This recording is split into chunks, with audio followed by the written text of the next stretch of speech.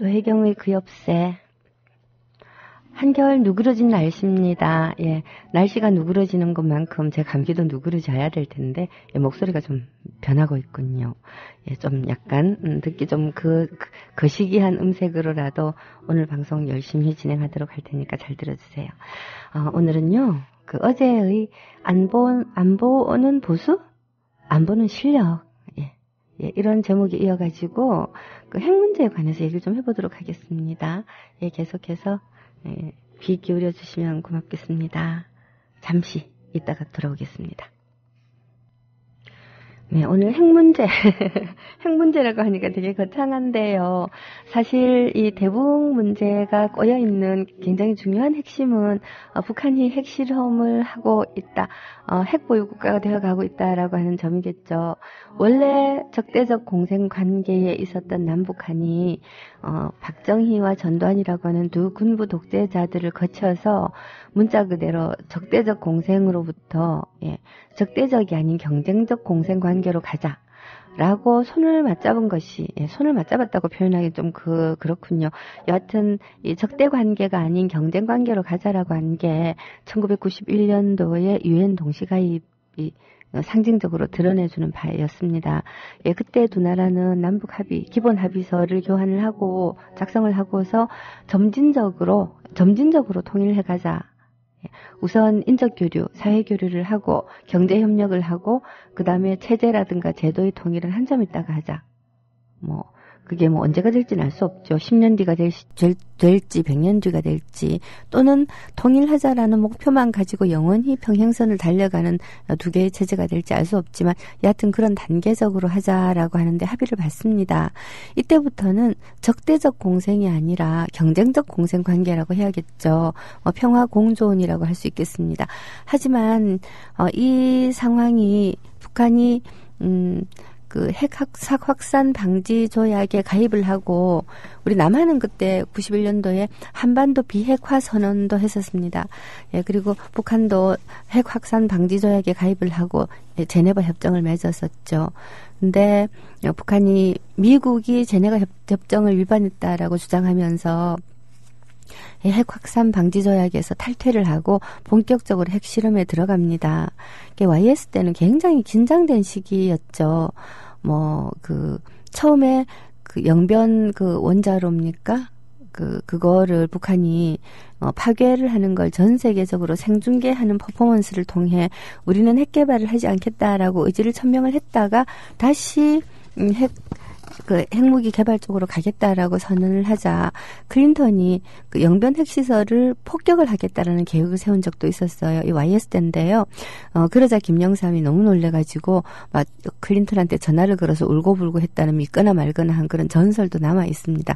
설마 울고불고 하기야 했겠습니까? 폭격은 절대 안 된다라고 강력하게 항의했겠죠. 정말 아무 생각 없이 북한하고 전쟁하면 될 거 아니냐라고 이야기하는 정신 나간 사람들이 우리나라에 되게 많은데, 이 정신 나간 사람들이 실제로 그런 전쟁이 발생하면 어떤 일이 벌어지는가에 대한 미 국무성이 해놓은 시뮬레이션들을 보면 아마도 전쟁하자는 말이 그렇게 쉽게 나올 수 있을까 좀 궁금합니다. 그때 당시에 영변 폭격을 김영삼 대통령이 절대로 안 된다라고 막았던 부분이 굉장히 크기는 하지만, 또 한편으로는 미국 국무성에서 영변에 폭격을 했을 때 실제로 어느 정도의 피해가 발생하는가 하는 걸 시뮬레이션을 해봤더니 30분 안에 10만 명인가가 죽고 3일 안에 200만 명인가가 죽는다. 아마 그런 식의 결과가 나왔다라고 제가 들은 것 같아요. 물론 외우진 않았습니다. 깜짝 놀랄 정도로 많은 수였다 정도로만 기억이 나는데, 한마디로 말해서 북한의 핵 개발에 응징을 가하기 위해서 할 수 있는 폭격치고는 너무나 많은 희생을 가지고 오더라는 겁니다. 그리고 거기에서 끝나지 않고 200만 명에서 끝나지 않고 계속해서 핵시설이 폭파한 데 따른 후유증들이 계속해서 이어질 거잖아요. 일본의 후쿠시마 그 원자력 그 발전소가 원자로 하나가 붕괴된 그 여파가 쉬쉬하고는 있지만 굉장히 많은 문제점들을 지금 지속적으로 야기하고 있다는 거 우리 모두 다 잘 알고 있는 바이고요.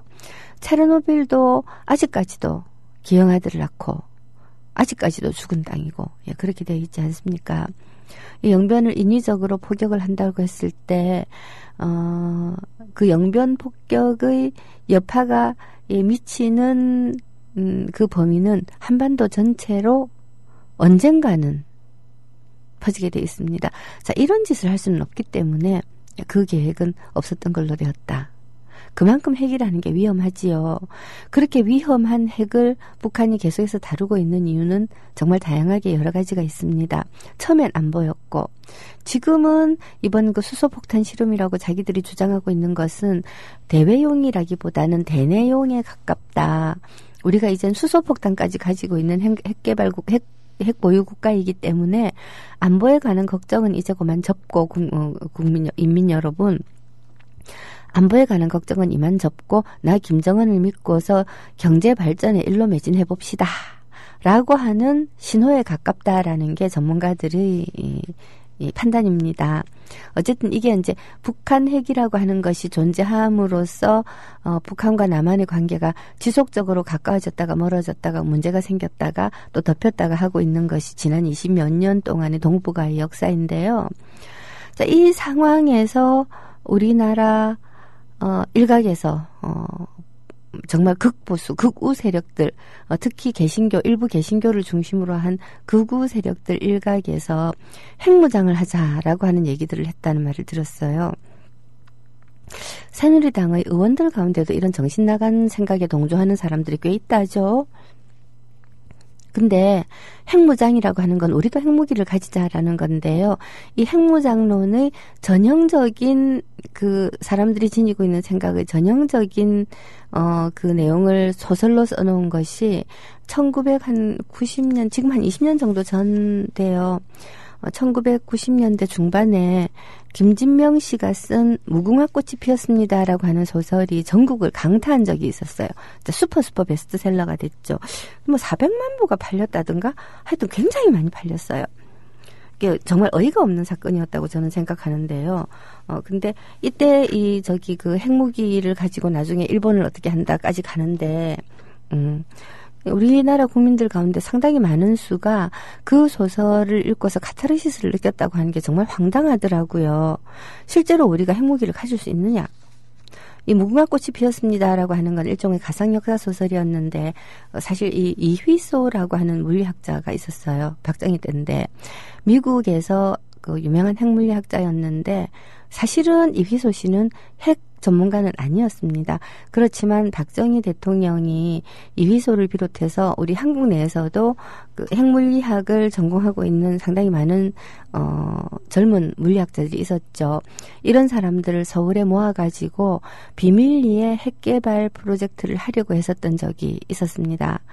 미국이 김재규를 시켜서 박정희를 사실은 미국의 사주로 살해를 했다라고 하는 음모론이 끊이지 않고 있는 배경에 박정희가 핵무기 개발을 하려고 했다라고 하는 이런 숨은 비사가 있죠. 실제로 김재규가 박정희를 저격한 것은 처형했다고 할 수도 있는데 처형한 것은 미국의 사주라기보다는 박정희가 부마항쟁을 보면서 차지철이가 박정희한테 얼 밟으니까 고개를 쳐드는 겁니다. 우리도 말레이시아나 인도네시아나 이런 데처럼 한 200만 명 죽여버리면 쩍소리 못합니다. 이런 식의 이야기를 하는 걸 듣고 너무 끔찍해서 그래서 죽이기로 결심했다라고 하는 게 정설이고요. 그리고 저는 그쪽이 좀 더 맞을 거라고 생각합니다. 하나를 죽여서 200만 명을 살릴 수 있는데 그걸 왜 안 죽여요? 나라도 죽이죠. 꼭 핵무기를 개발하려고 했기 때문에 박정희를 차단했다라고 하는 시나리오는 뭐라고 할까? 두 가지 종류의 희망사항이 얽혀 있는 것 같아요. 박정희가 알고 보면 미국의 겉으로는 굴종했을지 몰라도 자주국방 하려고 했던 민족 지도자다라고 하는 기대 이런 거 그 다음에 또 하나는 핵을 가지고 있어야지만 우리가 튼튼해진다, 자주국방이 된다라고 하는 기대, 뭐 이런 정도가 얽혀서 무궁화 꽃이 피었습니다 같은 소설들이 나오는 것 같은데요. 이게 그냥 소설이에요.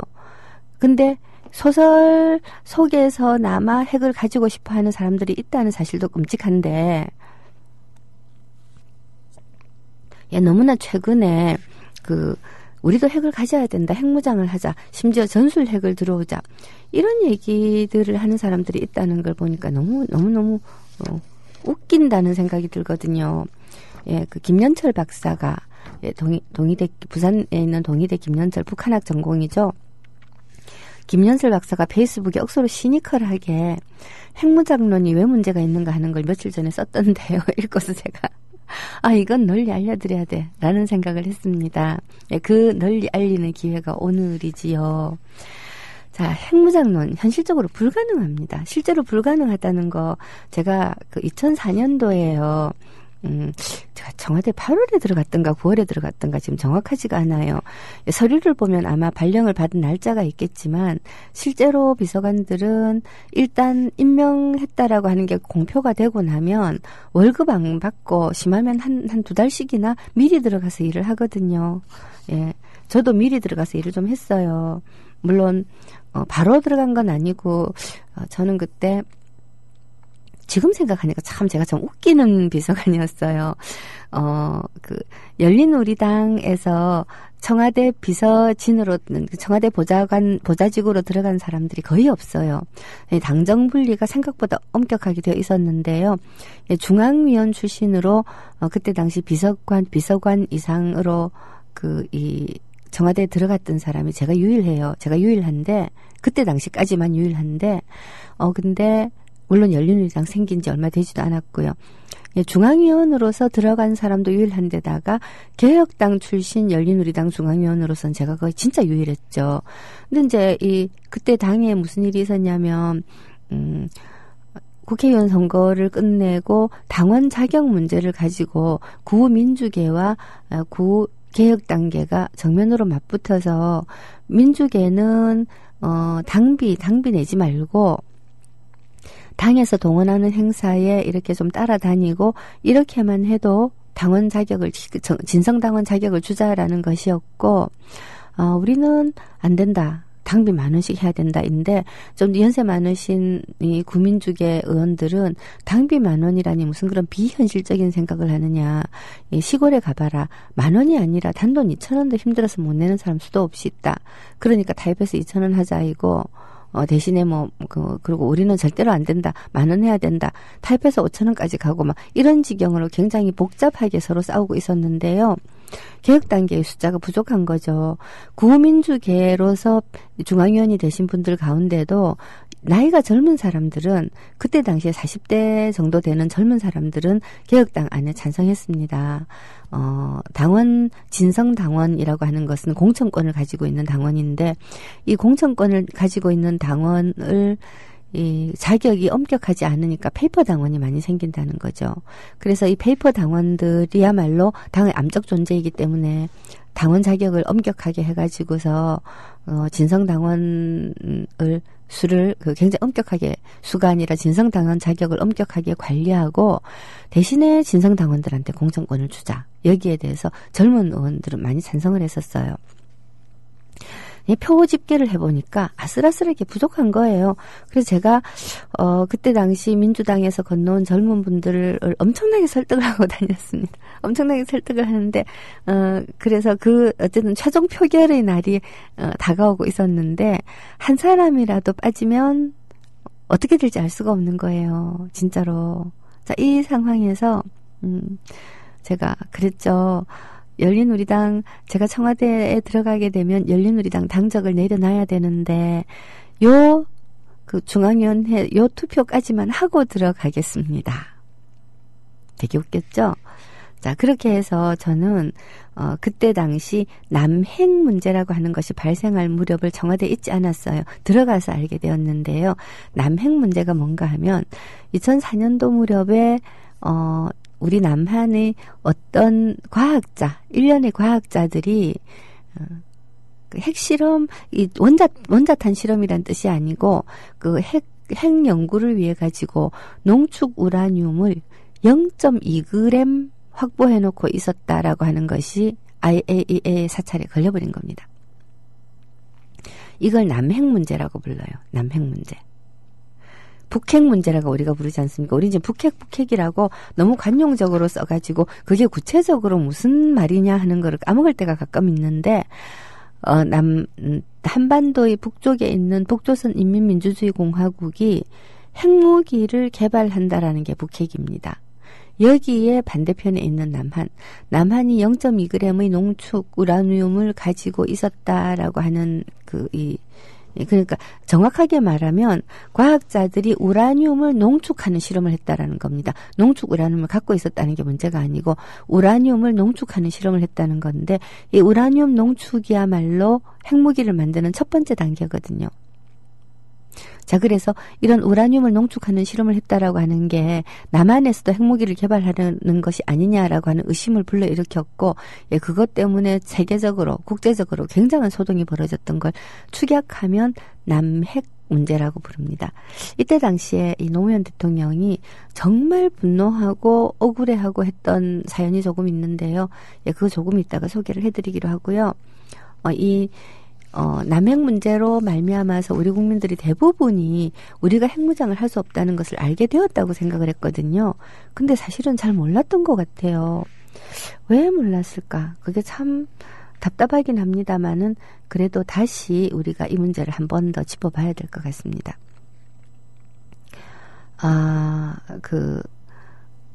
신청곡이 어제입니까?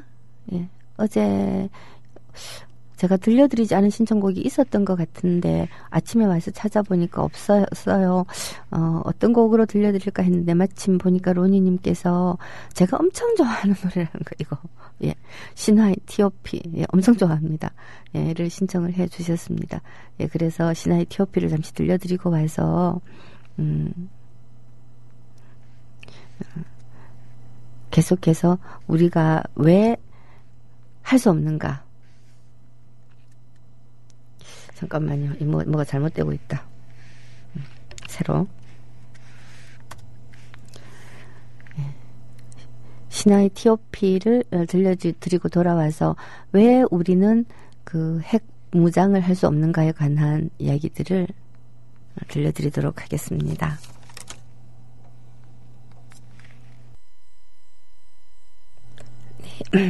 네, T.O.P. 신화가 불러드린 T.O.P.였습니다. 그 핵무장. 로니님이 무궁화꽃이 피었습니다. 그땐 박정희가 잘하는 줄 알았다라고 하셨는데, 그런 사람들 되게 많죠. 사실 우리가 어떤 문제에 대해서 왜 이런 일이 발생했는가에 대한 그 역사를 종합적으로 이해하고 좀 더 폭넓은 눈으로 본다는 게 정말 쉬운 일은 아니거든요. 저도 역시 수많은 시행착오와 수많은 잘못된 판단들을 거쳐서 쉽게 판단하지 말자라고 하는 정도의 마음을 가지기까지도 굉장히 시간이 오래 걸리더라고요. 그렇지만 옳고 그름의 분별은 이제는 겨우 조금 하는 것 같습니다. 그리고 또 옳다 그르다에 대한 분별이 단 한 번으로 끝나지 않는다는 것도요. 한 번 나쁜 놈은 영원히 나쁜 놈이고 한 번 좋은 놈은 영원히 좋은 놈이다. 그런 거 없다는 것도 알고 있죠. 좋은 점과 나쁜 점을 제각기 가지고 있지만 그러나 역사의 진행 방향에서 그가 잘못한 것이냐 아니면 그는 제대로 한 것이냐라고 하는 건 정말 아주 제대로 분별해내기가 쉬운 일은 아니나 그러나 분명히 있다고 봅니다. 그래서 박정희가 후대 역사가가 나를 판단해 주리라 이런 말을 했을지도 모르겠어요. 박정희의 과오는 정책적인 과오에 관해서는 우리가 뭐라고 할 수가 없겠죠. 그 인권적인 과오가 너무 많습니다. 인권적인 과오. 예를 들어서 200명도 넘는 젊은 여성들을 유린한 사건이라든가 엉터리 재판을 통해서 전격적으로 사형을 집행해버린 인혁당 건이라든가 또 그 밖에도 수도 없이 많은 사람들을 죽였죠. 그런 것들. 아무리 이 역사의 진행 방향에서 결국 그러한 정책이 옳았다라고 평가가 난다고 하더라도 세월이 지나면 남는 것은 그가 인간에 대해서 어느 정도 존중했는가, 그가 인권을 어느 정도 존중하는 그런 지도자였는가, 이런 판단이었다고 보기 때문에 저는 아무리 해도 박정희를 공도 있고 과도 있다라는 말을 하기가 참 어렵더라고요. 공과 과라는 말로 따지면 안 된다고 생각하는 거죠. 그는 악당이었다. 예, 그렇게 요약하고 싶습니다.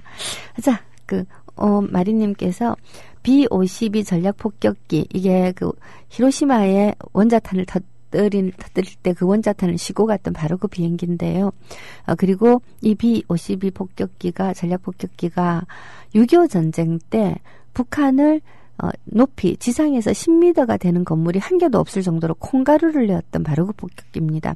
자, 이 폭격기가 한반도에 출동했다고 조선일보가 어마어마하게 좋아하는 사진을 실었다고 하는데, 정말 제정신이 아닌 인간들이죠.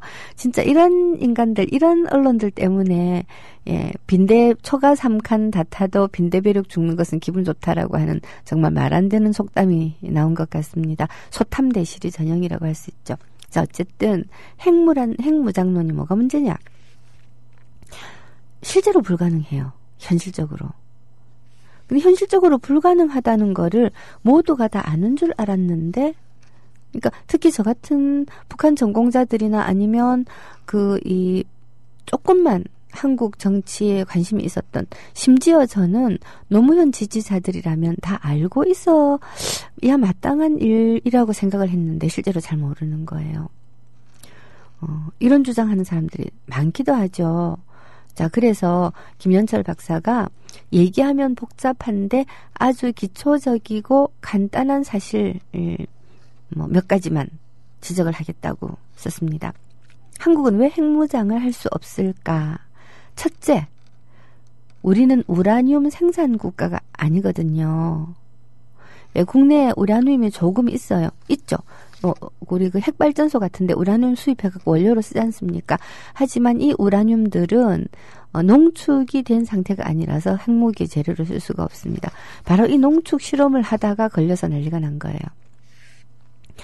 현재 원자력 발전소에서 사용하는 우라늄을 우리는 100% 수입합니다. 프랑스에서 원광을 사서 미국에 보냅니다. 그래서 미국에서 전농축을 해서 우리한테 보내주면 그걸 우리가 원자력 발전소에서 사용하는 거거든요. 근데 우라늄이라고 하는 게 아무 데서나 막 파는 그런 게 아닙니다. 슈퍼마켓 가고 우라늄 5g 이렇게 살 수 있는 게 아니라고요. 매우 엄격하게 통제된 시장에서 사고 팔고 하는 겁니다. 어느 나라에서 얼마나 사갖고 뭘 어떻게 하고 하는 걸 잘 알아요. 인도, 파키스탄, 남아프리카 공화국, 북한, 이런 나라들이 핵 개발 시도한 나라들인데요. 이 나라들의 공통점은 바로 우라늄 광산이 있다는 점이고요. 1945년도에 미국이 투하한 그 핵폭탄, 그 최초로 핵실험에 사용했던 그 우라늄도 남아프리카 공화국산이었다고 합니다. 그 다음, 우라늄만 있으면 핵 개발이 가능하냐? 아니거든요. 우라늄 광석을 캐내고, 그거를 분류하고, 그 다음에 그거를, 순도가 높게끔 농축하고 다시 처리를 하고 하려면 시설, 장비, 기술이 많이 필요합니다. 북한이 핵실험을 거듭하면서 기술을 발전시켜 온다고 우리가 보통 얘기를 하는데, 핵실험이라고 하는 게 사람들이 흔히 착각하는 게 요새는 워낙 핵무기 만들기가 쉬워가지고 인터넷에서 보고 조립만 해도 정말 실험실에서도 핵실험을 할 수 있다, 이런 식으로 얘기하는 사람들도 꽤 많이 있어요. 굉장히 단위가 낮은 쾅 터뜨려가지고 방사선은 많이 만들어내지만 쥐를 한 5-6마리 죽일 수 있는 이런 원자폭탄을 만들 수 있을지는 몰라도 실제로 그게 쉬운 일이 아닙니다. 자, 그래서 한국이 핵무장을 하려면 우라늄을 암시장에서 사와야 됩니다. 근데 그게 가능할지 모르겠어요. 김현철 박사는 이분들이 설마 북한에서 몰래 수입할 생각은 아닐 건데 라고 말씀을 하셨습니다. 북한이 핵을 가지고 있으니까 우리도 핵을 가지고 있자라고 지금 얘기하는 거잖아요. 이게 설마 그런 건 아니겠죠. 그리고 이 우라늄을 농축을 하거나 재처리를 시도할 경우에는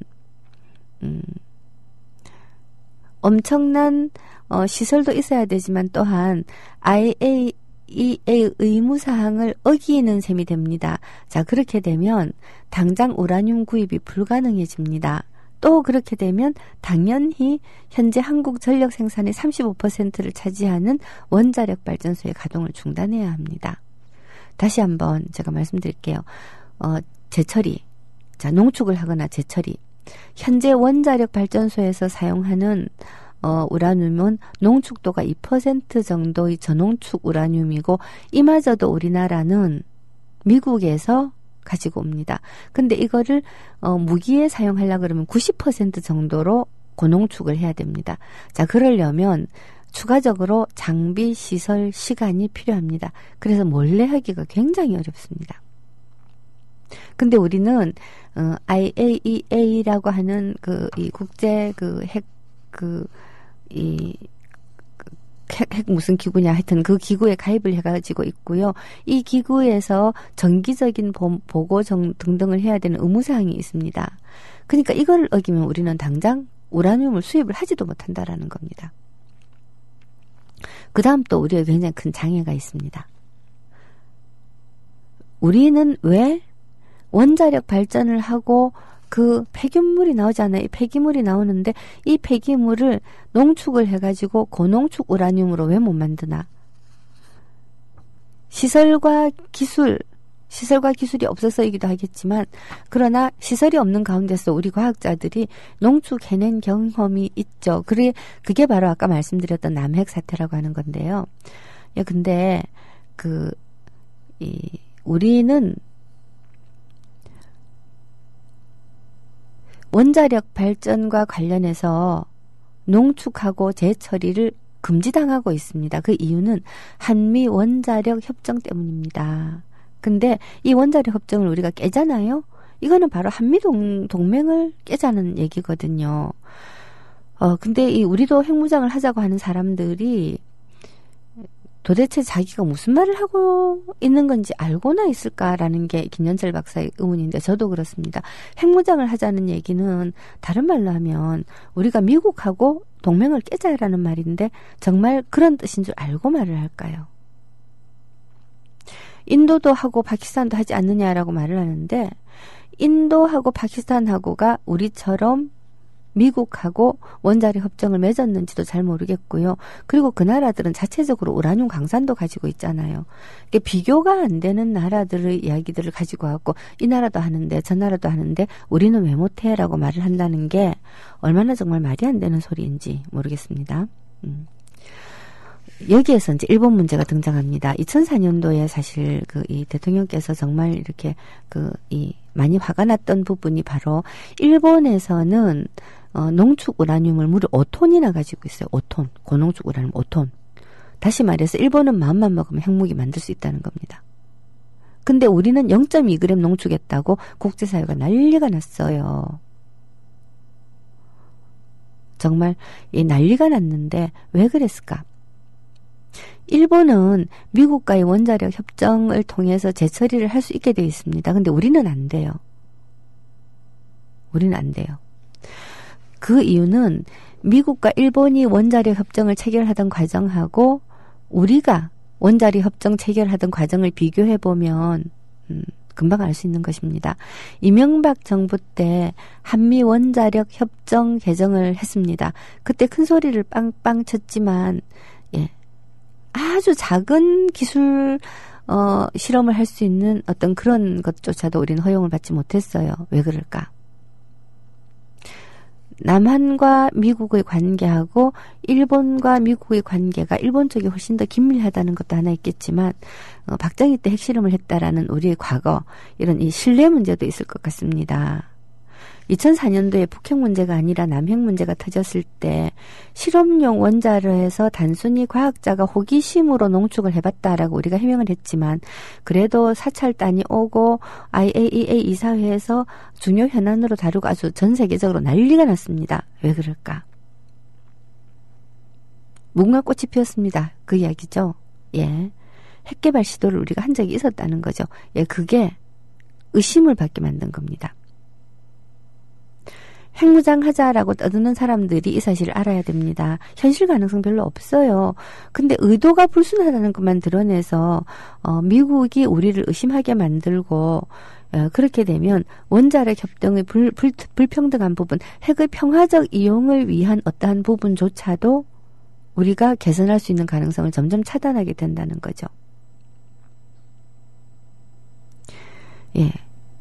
그러니까 이 핵 무장하자라고 하는 사람들이 얼마나 무식한가 하는 거, 우리 그 미협의 그 지금 방송 듣고 계시는 분들 이제 조금 이해하셨는지 모르겠습니다. 이 참 자명한 이야기인데 두 가지로 다시 정리를 하면, 하나는 핵 그 개발을 하고 싶어도 굉장히 많은 양의 우라늄이 필요합니다.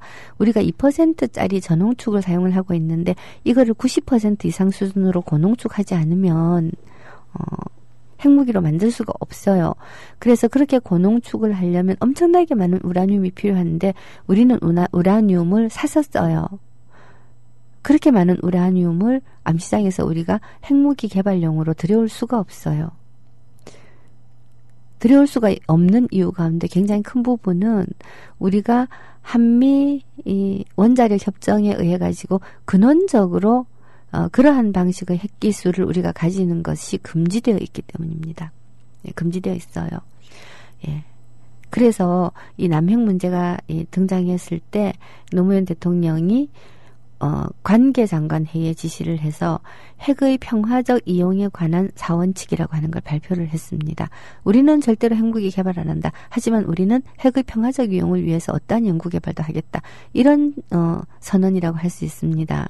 지금 이 핵무장론 하고 있는 사람들이 자꾸만 이런 얘기 떠들면 핵의 평화적 이용에 관한 우리의 기술력조차도 제대로 축적되지 않아서 극단적으로 얘기하면 지금 고리 같은 데서 계속 발생하고 있는 이 원자로 사고라든가 이런 크고 작은 사고들을 우리가 처리해낼 수 있는 기술자들이 점점 줄어들 수도 있는 이런 극악한 상태까지 갈 수도 있거든요. 계속 제가 수도 있다라고 말을 하는데 이게 아직까지 가능성이고, 이 핵무장을 주장하는 사람들이 이런 엄중한 사태에 관해서 이해를 하고 한국 사회가 어떤 방식으로 지금 굴러가고 작동되고 있는가 하는 걸 이해를 하면서 좀 점잖아졌으면 하는 그런 바람인데요. 안 되면 정말 아무것도 못하게 되는, 오히려 아무것도 못하게 되는 그런 상황이 올 수도 있죠. 이 남핵 사태 때 그때 당시에 참 생각해보면 정말 그런 건데, 그 과학자들이 그냥 실험용 원자로 해서 농축한 것 뿐이에요.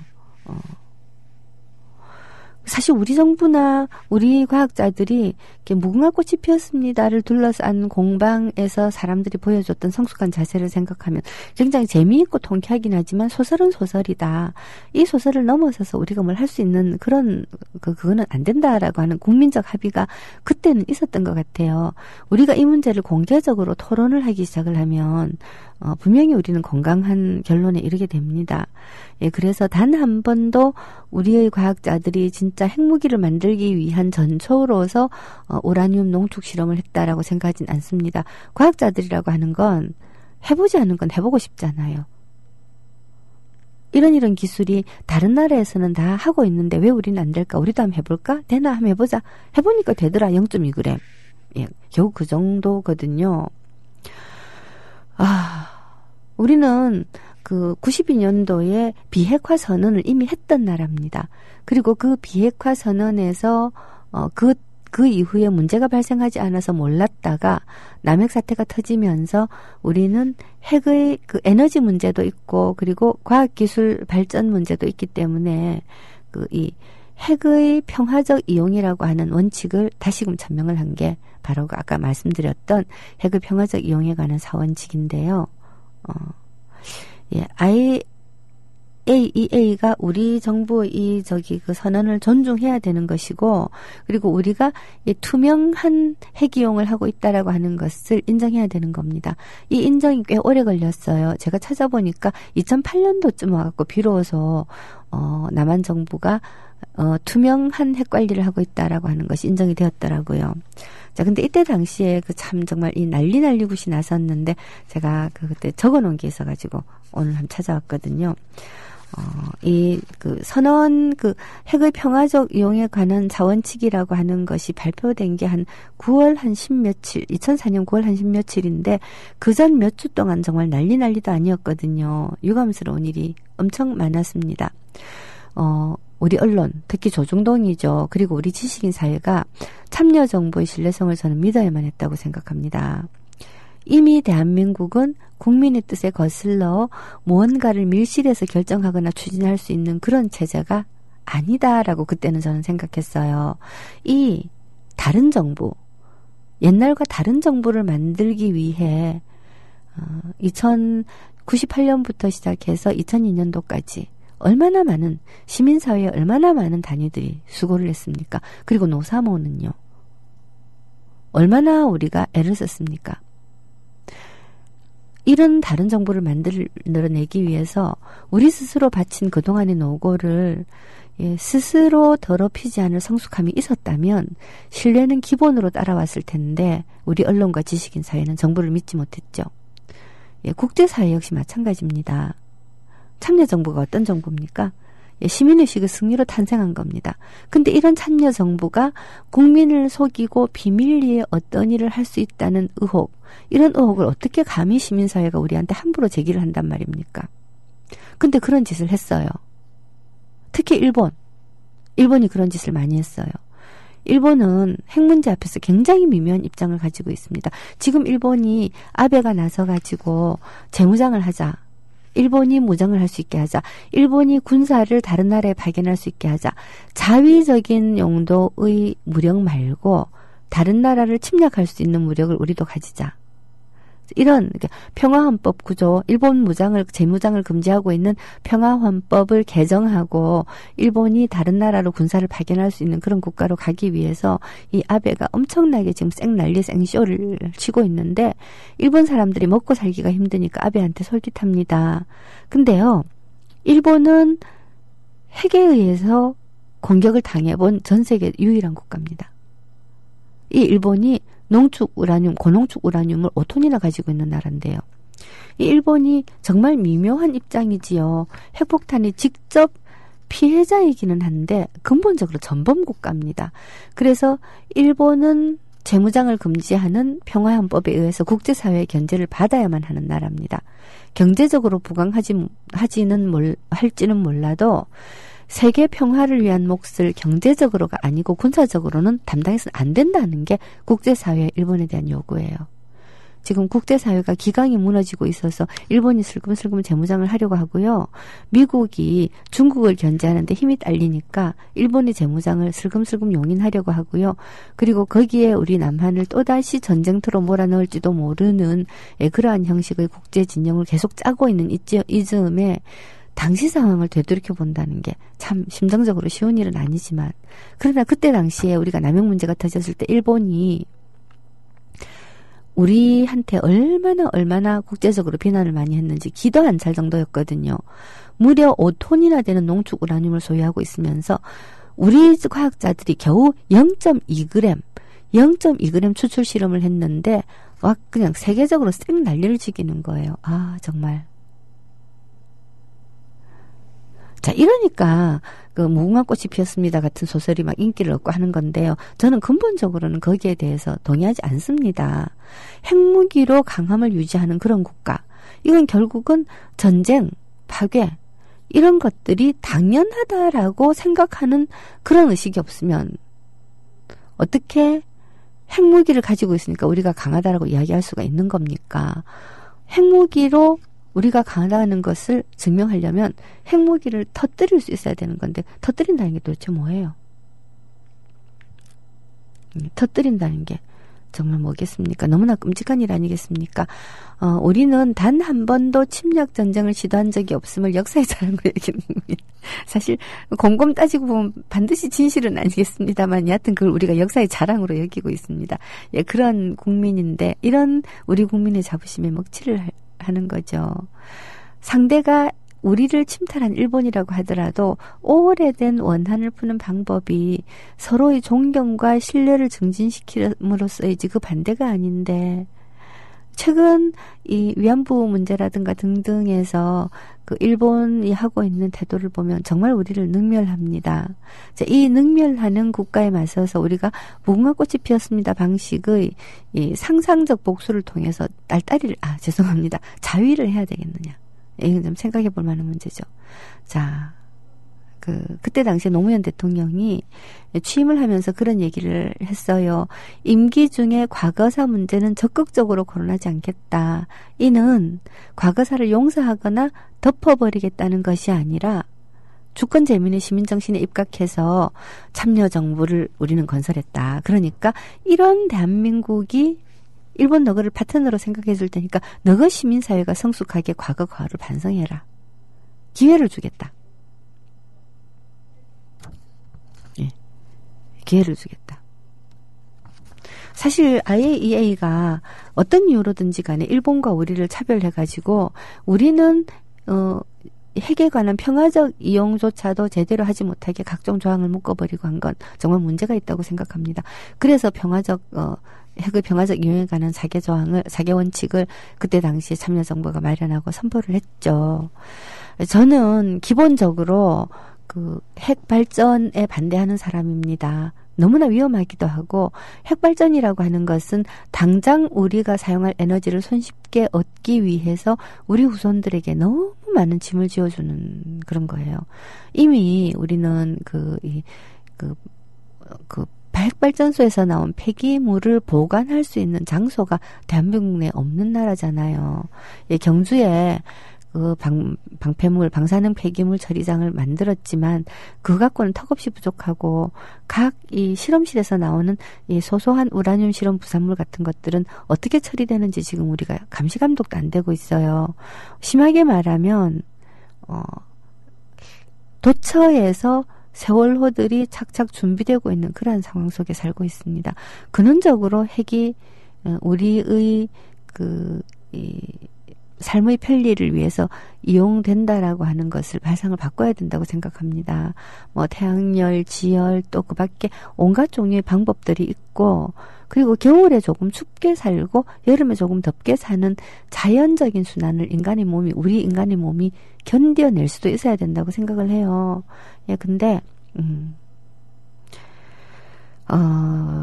지금 당장 우리가 너무 편리하니까 우리 다음 세대들이 입을 피해를 생각하지 않고 계속해서 원자력을 발전시킨다.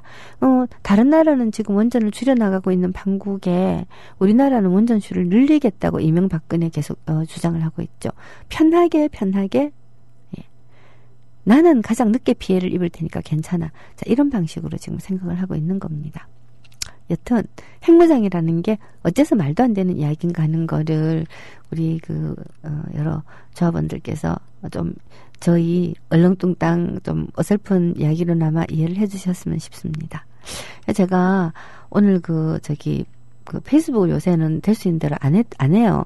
왜냐하면 페북에 들어가서 너무 막 얘기 자꾸 하니까 제가 책을 좀 써야 되는데 글 쓸 시간도 없고 생각도 잘 고이지도 않고, 때로는 방송에서 해야 될 얘기를 페북에 다 해버리고 나니까 제가 그냥 맥이 풀려서 못하고 이런 여러 가지 단점이 있어서 페북을 안 하기로 했습니다만은 아침에 방송할 만한 거 뭐 없나 하고 이렇게 쓱 찾다가 글을 하나 발견을 해서 여러분들께 전해드려야지 하고 페북에다가도 오늘 방송에서 읽어도 되죠라고 해놓고 제가 읽어드리지를 못한 내용이 있는데요. 이거 내일 해드릴게요. 어떤 내용인가 하면 김장훈이 했잖아요. 새누리당 어떤 예비 후보를 지지하는 어떤 방문도 하고 연설도 하고 했다고 해서 지금 사람들이 난리인데 그게 정말 뭐 때문에 김장훈한테 그런 식으로 공격을 하고 난리를 치는지 전 참 알 수가 없더라고요.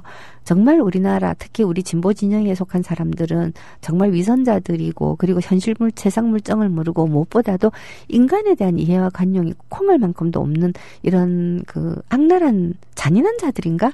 라는 생각이 드는 순간이 가끔 가다가 있는데 이 김장훈에 대한 비난도 비슷하다는 생각이 들거든요. 정말 타진요들 같아요. 근데 하여튼 어떤 분이 저희 패치는 아닌데요. 어떤 분이 정말 신랄하게 글을 잘 썼길래 이거 읽어드려야지 생각해놓고 제가 못했어요. 내일 얘기하도록 하죠. 자, 오늘 이 노래를 들으면서 마무리를 하도록 하겠습니다. 제가 고른 곡이요. 신화를 들으니 G.O.D를 듣고 싶어졌습니다. 그래서 G.O.D 노래 네 맘을 몰라를 들으면서 시간 될 때까지 마무리하도록 하겠습니다. 내일 뵙고요. 내일 또 제가 또 잊어버릴지도 몰라요. 정말 세고 잊어버리고 이게 좀 요새는 저희 전문 과목이 되는 것 같은데 김장훈하고 특히 로니님 김장훈하고 아침에 좀 적어주십시오. 부탁드립니다. 자, 그럼 저는 물러가겠습니다. 노혜경의 그 엽세 여기서 마무리합니다.